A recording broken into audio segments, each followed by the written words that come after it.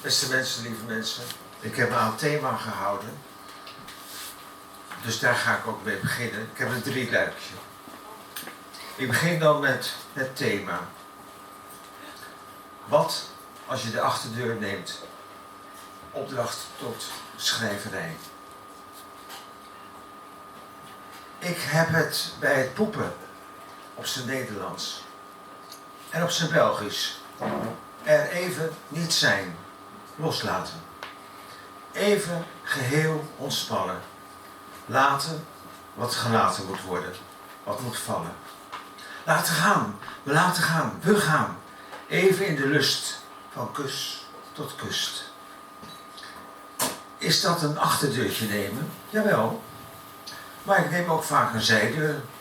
Of gewoon de hoofdingang. Of het luik naar de zolder. Met een gezicht van wat leidt tot nieuw inzicht. Dan wil ik niet aangeraakt worden. En niet zijn voor iemand. Echt niemand. Dan ben ik intern zoekende naar rust.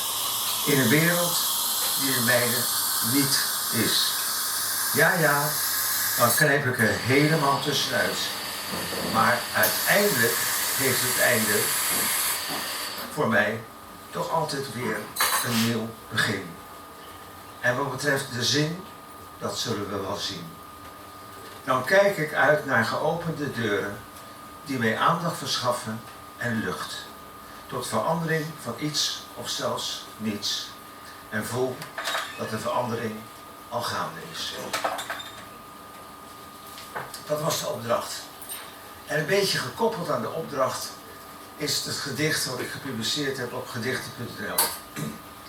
En het gaat over deze tijd. En het gaat ook over mijn dochter die van de week 18 jaar is geworden. En die zwaar gehandicapt is. Het gedicht heet Gelukkig heb ik een alibi. Mijn dochter, mijn allesie, mijn meisje. Ik heb een alibi. Godzijdank heb ik een alibi. Want natuurlijk ook ik word verscheurd door het werelds, duivelse, helse gebeuren. En luister en kijk naar de meningen van mensen zoals Ramses Nasser en Peter Baars. Maar godzijdank heb ik een alibi. En laat mij zodoende niet uit over die diepe, duistere conflicten in Oost-Europa of het Midden-Oosten. Dus niet over hoe ik erover dacht, denk en voel, want ik heb gelukkig een alibi. Julia, mijn dochter van 18. Mijn alibi, mijn allesie, mijn meisje, meervoudig zwaar gehandicapt door de natuurgeweld in haar hoofd. Een niet te winnen kopoorlog of toch. Maar zo'n lief koppie, zo'n mooi gezicht, wat dat steeds leidt tot vadersgedicht van blijdschap en blijfschap en vooral vrede. Ik sluit af. En wat heeft dat met een achterdeurtje te maken? Nou, het was heel verrassend. Het is 44 jaar geleden gebeurd. Ik was verliefd op een jongen en ik ging naar het meisje van die jongen. En ik werd verliefd op het meisje van die jongen. Het is dus lang geleden, mei 1980. En Annette woonde in Duitsland. En ik ging naar haar toe. En toen ontstond de volgende hartekreet waarmee ik afsluit. Ik heb je lief. Ik heb je lief. Was het een droom? Nee, het gebeurde echt. Gisteren. Toen jij me aanraakte zei, ik heb je lief. Hoe wonderlijk was het te voelen zo dicht bij iemand te zijn die me volkomen begreep. Door je strelingen, je tederheid, je kussen, maar vooral door je lieve stem gaf je me de zekerheid dat liefde het hoogste goed is.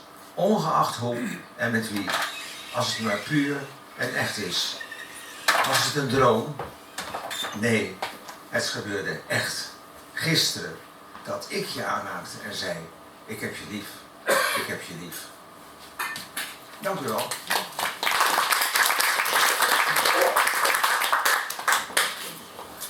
Dankjewel.